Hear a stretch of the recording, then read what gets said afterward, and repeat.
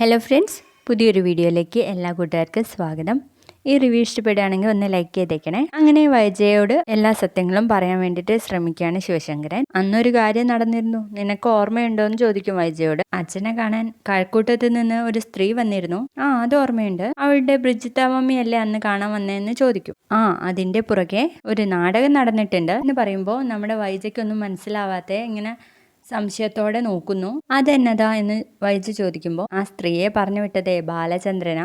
അതെങ്ങനെയാ? ബാലചന്ദ്രൻ അന്ന് കഴക്കൂട്ടത്തിന് പോയത് തന്നെ മനുവിന്റെ കൂടെയല്ലേ? ബാലചന്ദ്രനെ അവരെ അറിയത്തൂല്ല എന്ന് പറയുമ്പോൾ അവിടെ നിനക്ക് തെറ്റി വൈജെ. മനു കാണുന്നതിന് മുൻപേ ബാലേന്ദ്രൻ കഴക്കൂട്ടത്ത് ചെന്ന് അലീനെ കണ്ടിട്ടുണ്ട് എന്ന് പറയുമ്പോൾ വൈജയ്ക്ക് ആകെ അങ്കലാപ്പാണ് കേട്ടോ. എന്നിട്ട് പറയും, ബാലേന്ദ്രന്റെ കുരുട്ടുബുദ്ധി ആണ് ബ്രിജിത്താമ്മയെ വീട്ടിലേക്ക് പറഞ്ഞു വിട്ടത് അച്ഛനെ സ്വാധീനിച്ച അലീനെ കൊല്ലപ്പള്ളിയിലേക്ക് കൊണ്ടുവന്നതും എന്ന് പറയുമ്പോൾ ബാലേന്ദ്രൻ അതെന്തിനാ അങ്ങനെ ചെയ്തതെന്ന് ചോദിക്കട്ടോ വൈജ. അലീനയെ ബാലേന്ദ്രന് എങ്ങനെ അറിയാം എന്ന് ചോദിക്കുമ്പോഴേക്കും കമല പറഞ്ഞു കൊടുക്കുന്നുണ്ട്, അതല്ലേ ശിവേട്ടൻ പറഞ്ഞോണ്ട് വരുന്നേ, നീ വെറും പൊട്ടിയ വൈജ എന്ന് പറയും. എന്തൊരു ചതിയാ അവൻ നിന്നോട് ചെയ്തതെന്ന് നിനക്ക് അറിയാവോ എന്ന് ചോദിക്കുമ്പോഴേക്കും വൈജ അവിടുന്ന് എഴുന്നേറ്റ് പോയിട്ട് കമലയോട് ചോദിക്കും, എന്നതാണെന്നൊന്ന് പറയോ, എന്നെ ഇങ്ങനെ വട്ടം കറക്കാതെ എന്ന്. എന്നിട്ട് കമല പറയും, ബാലേന്ദ്രന്റെ സ്വന്തം മകളാ അലീന. ഇത് കേട്ട് വൈജ അങ്ങ് ഞെട്ടിപ്പോവാണ്. ബാലേന്ദ്രന്റെ മകളോ എന്ന് ചോദിക്കുമ്പോ അതേനെ, സ്വന്തം മകൾ. അപ്പോ വൈജ ശിവന്റെ മുഖത്തേക്ക് ഇങ്ങനെ നോക്കുവേ, ബാലേന്ദ്രൻ നിന്നെ ചതിക്കുമായിരുന്നടി. അപ്പോഴേക്കും ശിവൻ അടുത്തേക്ക് വരുന്നു. എന്നിട്ട് വൈജയുടെ അടുത്ത് പറയും, കമല പറഞ്ഞതേ സത്യാണ്, ബാലേന്ദ്രൻ നിന്നെ കല്യാണം കഴിക്കുന്നതിന് മുൻപേ ഉണ്ടായ കുട്ടിയാണ് അലീന. എന്നിട്ട് പറയും, അയാളെ അബുദാബിയിൽ ജോലി എടുക്കുന്ന സമയത്ത് മറീന എന്ന് പറഞ്ഞിട്ടുള്ള ഒരു വിധവയായ പെണ്ണുമായിട്ട് ഒരു ബന്ധം ഉണ്ടായിരുന്നു, മോശമായ ബന്ധം. അവളാണ് അലീനയുടെ തള്ള എന്ന് പറയുമ്പോൾ നമ്മുടെ വൈജയുടെ മുഖഭാവം അങ്ങ് മാറുകയാണ്. എന്നിട്ട് ഒരു സങ്കടത്തോടെയാണ് കേട്ടോ പറയുന്നത്, അപ്പോ ബാലേന്ദ്രൻ എന്നെ ചതിക്കായിരുന്നു, അവിടെ ഇല്ല ഇപ്പോ അലീനയുടെ തള്ള എന്ന് ചോദിക്കുമ്പോൾ അവര് മരിച്ചുപോയി എന്ന് പറയും ശിവൻ. അതുകൊണ്ടാണ് അലീനയെ ബാലേന്ദ്രൻ ഏറ്റെടുക്കേണ്ടി വന്നത്. അപ്പോഴും നമ്മുടെ ശിവൻ പറയുന്നുണ്ട് കേട്ടോ, എന്നാലും ബാലേന്ദ്രന്റെ വക്രബുദ്ധി ഒന്ന് നോക്കിക്കേ, അവളെ ഡയറക്റ്റ് ആയിട്ട് ഇങ്ങ് കൊണ്ടുവരാൻ പറ്റില്ലല്ലോ, അമ്മയെ ശുശ്രൂഷിക്കാനാണ് എന്ന് പറഞ്ഞിട്ട് ആദ്യം ഇവിടെ കൊണ്ടുവന്നു, പിന്നീട് കടപ്പാട്ടൂരേക്ക് എത്തിച്ചു, എങ്ങനെ ഉണ്ടെന്ന് ചോദിക്കുകയാണ്. ഇത് കേൾക്കുമ്പോൾ തന്നെ നമ്മുടെ വൈജ പറയുന്നുണ്ട് കേട്ടോ, വെറുതെ അല്ല ശിവേട്ട, അവളെ കണ്ടപ്പോൾ തന്നെ ഒരു നെഗറ്റീവ് വൈബായിരുന്നു, ഇവള് ആള് ശരിയല്ലല്ലോ എന്ന്. പക്ഷെ ഞാൻ ഇത്രയും പ്രതീക്ഷിച്ചില്ല ശിവേട്ട എന്ന് പറയാണ്. അപ്പോൾ തന്നെ വൈജ പറയുന്നുണ്ട് കേട്ടോ, ഇനി ഞാൻ ജീവിക്കണം തന്നെയല്ലേ ശിവേട്ട, എനിക്കിനി ചത്താ മതി, എന്തിനാ ഇങ്ങനെ ജീവശവം പോലെ ഇങ്ങനെ നിൽക്കുന്നേ എന്ന് ചോദിക്കുമ്പോൾ നമ്മുടെ കമല പറഞ്ഞു കൊടുക്കുന്നുണ്ട്, ഇതിനേക്കാൾ ഭേദം മരിക്കുന്നത് തന്നെയാ എന്ന് പറയുമ്പോൾ കമലയുടെ മുഖത്തേക്ക് ഇങ്ങനെ നോക്കുവാണ് കേട്ടോ വൈജ. ഇത് കേൾക്കുന്ന ശിവൻ കമലയുടെ മുഖത്തേക്ക് ഇങ്ങനെ തുറച്ചു നോക്കുക.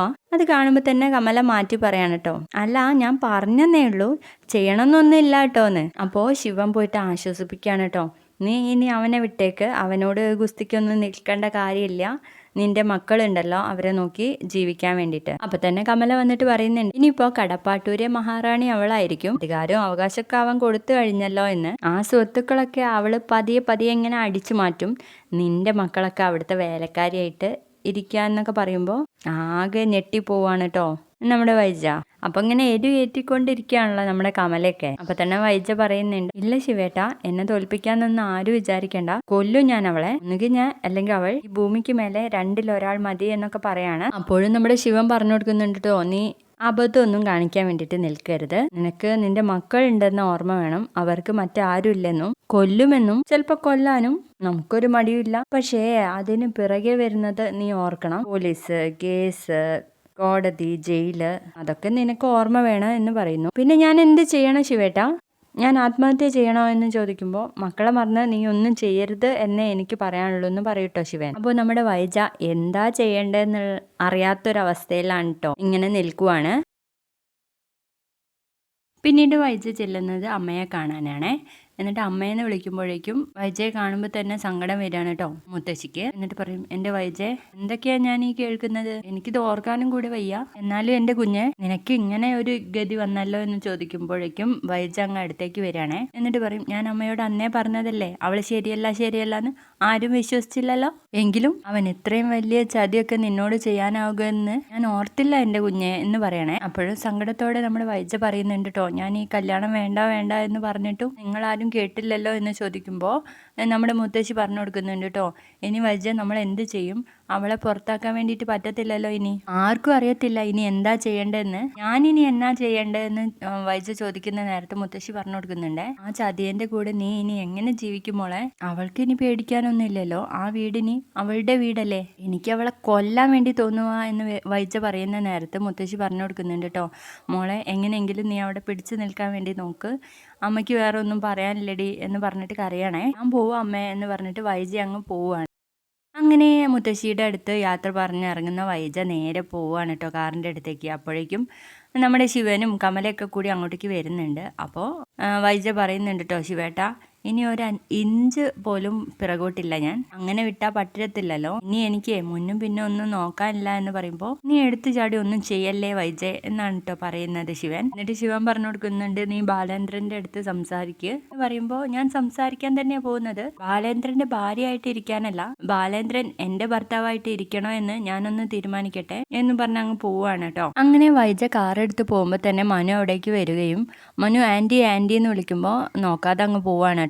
അങ്ങനെ വൈജ പോകുന്നിടത്ത് ആലോചിച്ച് നിൽക്കാൻ കേട്ടോ കമല പറയുന്നതും നമ്മുടെ ശിവൻ പറഞ്ഞതൊക്കെ. അലീന ബാലേന്ദ്രന്റെ മകളാണെന്നും എന്നെ പറ്റിക്കായിരുന്നു ഇത്രയും കാലം, എന്തൊരു ചതിയാനാണെന്ന് നോക്കിയേ, പിന്നെ ആംഗ്ലോ ഇന്ത്യൻ ആണ് അവളുടെ തള്ള എന്നും നീ ഇങ്ങനെ ജീവിക്കുന്നതിനേക്കാൾ ഭേദം മരിക്കുകയാണെന്നൊക്കെ കമല പറഞ്ഞതൊക്കെ ഇങ്ങനെ ആലോചിച്ച് അങ്ങ് കരയാണ് കേട്ടോ. അങ്ങനെ ഇരുട്ടിയിട്ടാണ് കേട്ടോ നമ്മുടെ കടപ്പാട്ടൂർ വീട്ടിലേക്ക് വൈജ എത്തുന്നത്.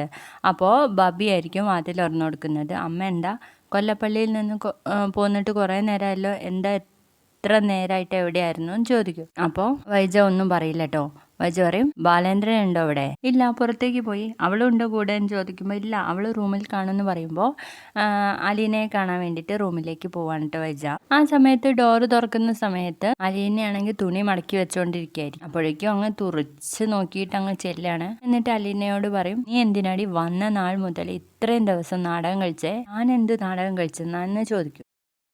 നീ എന്താ എൻ്റെ അടുത്ത് പറഞ്ഞത്? നീ ഒരു ഓർഫനേജിൽ വളർന്നു, അച്ഛനും അമ്മയും ആരാണെന്നൊക്കെ അറിയില്ല എന്നല്ലേ പറഞ്ഞത്? പറയുന്ന സമയത്ത് അലീന പറയും, ഞാൻ അങ്ങനെ പറഞ്ഞിട്ടില്ല. അപ്പൊ നിനക്ക് അറിയായിരുന്നോ നിന്റെ തന്ത ആരാണെന്ന്? ഇല്ല എന്ന് പറയുമ്പോൾ, ഇന്നലെയാണോ അറിഞ്ഞതെന്ന് പറയുമ്പോൾ അച്ഛൻ അറിയായിരിക്കും എന്ന് പറയണേ. നീ ബാലേന്ദ്രനെ ഇതിനു മുൻപേ എവിടുന്നെങ്കിലും കണ്ടിട്ടുണ്ടോ എന്ന് ചോദിക്കുമ്പോൾ ഒരിക്കൽ സ്നേഹനികേതനത്തിൽ വെച്ച് എന്ന് പറയുമ്പോഴേക്കും വൈജ ചോദിക്കും, അത് നിന്നെ കൂട്ടുകൊണ്ടുവരാൻ വന്നപ്പോഴല്ലേ? അതിനേക്കാൾ മുന്നേ എവിടെയെങ്കിലും വെച്ച് കണ്ടിട്ടുണ്ടോ എന്ന് ചോദിക്കുമ്പോൾ ഇല്ല എന്ന് പറയും. മുഖത്ത് നോക്കി കള്ളം പറയുന്നോടി, എനിക്ക് കള്ളം പറയേണ്ട കാര്യമില്ല, സത്യം പറയാൻ ധൈര്യമുണ്ട് എന്ന് പറയണേ. ബാലേന്ദ്രന്റെ ഫോട്ടോ പോലും നീ കണ്ടിട്ടില്ലേ? ഇല്ല.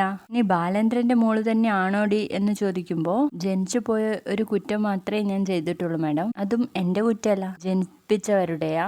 ഞാനൊരു കുടുംബത്തിലായിരുന്നു ജനിച്ചതെങ്കിൽ അച്ഛൻ ആര് അമ്മ ആരെന്ന് പറയായിരുന്നു. ഇതിപ്പോ എനിക്ക് ഓർമ്മ വെച്ച കാലം മുതൽ ഞാൻ ഓർഫനേജിലല്ലേ വളർന്നത്, ആരെങ്കിലും പറഞ്ഞു തരുന്ന അറിവല്ലേ എനിക്കുള്ളൂ. നിങ്ങൾ എന്നോട് അച്ഛനാരെ അമ്മയാരെ എന്ന് ചോദിച്ചാൽ ഞാൻ എന്ത് പറയാനാ എന്ന് ചോദിക്കട്ടോ. നീ വെറുതെ ഒന്നും കാണാതെ ഇവിടെ അള്ളിപ്പിടിച്ച് നിൽക്കില്ല എന്നൊക്കെ എനിക്കറിയാം. നീ പലപ്പോഴായിട്ട് എൻ്റെ അടുത്ത് സംസാരിച്ചിട്ടുണ്ട് അർത്ഥം വെച്ചിട്ട്, നിന്റെ കുടുംബം പോലെയാണ്, നിന്റെ കൂടപ്പിറപ്പുകൾ പോലെയാണ്, നീ മകളെ പോലെയാണ് എന്നൊക്കെ. പക്ഷെ അതൊന്നും അന്ന് എനിക്ക് മനസ്സിലായില്ല, പക്ഷെ ഇപ്പൊ അറിയാന്ന് പറയാണ്. എൻ്റെ അടുത്ത് തെളിവൊന്നും ഇല്ലല്ലോ വിശ്വസിപ്പിക്കാൻ എന്ന് അലീന പറയുമ്പോൾ, നിന്റെ തന്തയ്ക്ക് ഇത് ആദ്യം തന്നെ പറയായിരുന്നല്ലോ, വൈജയന്തി ഒഴിഞ്ഞു തരുമായിരുന്നല്ലോ എന്ന് പറയണേ. എന്നിട്ട് പറയും, വല്ലവളോരും കൂടെ എന്ന് പറഞ്ഞിട്ട് നിർത്തിയിട്ട് എനിക്ക് അറയ്ക്കെന്ന് പറയാൻ എന്ന് പറയുമ്പോൾ അലീന പറഞ്ഞു കൊടുക്കുന്നുണ്ട് കേട്ടോ. അറയ്ക്കേണ്ട കാര്യമൊന്നുമില്ല മാഡം, സ്വന്തം ജീവിതത്തിൽ പിറകോട്ടൊന്ന് തിരിഞ്ഞു നോക്കിയാൽ മതി എന്ന് പറയുന്നുണ്ട്. ഞാനും എൻ്റെ മക്കളും അനുഭവിക്കുന്ന സ്വത്ത് നിനക്ക് കിട്ടുമെന്ന് നീ സ്വപ്നത്തിൽ പോലും വിചാരിക്കേണ്ട, അത് നിനക്ക് കിട്ടത്തില്ലടി എന്ന് പറയുമ്പോൾ നമ്മുടെ അലീന പറയും, എനിക്കതിൻ്റെ ഒന്നും ആവശ്യമില്ല മാഡം, ഞാൻ പണിയെടുത്ത് ജീവിക്കും, ഇപ്പോഴും അങ്ങനെ തന്നെയാണ് ജീവിക്കുന്നത്. എനിക്ക് വേണമെങ്കിൽ അച്ഛൻ്റെ മകളാണെന്ന് പറഞ്ഞ വലിയ ഗമ്മയ്ക്ക് ടിവിയും കണ്ട് ഫുഡ് എടുത്തു വെച്ച് തിന്ന് നടക്കാലോ, അത് ഞാൻ ചെയ്തില്ലല്ലോ. എന്തായാലും നിന്റെ തൊലിക്കെട്ടി ഞാൻ സമ്മതിച്ചു തന്നിരിക്കുന്നു, നീ എന്തായാലും ഇവിടെ തന്നെ വാഴ്. ഇനി എനിക്ക് സംസാരിക്കാനുള്ളത് ബാലേന്ദ്രനോടാ എന്ന് പറഞ്ഞ് അങ്ങ് പോവാണ് കേട്ടോ.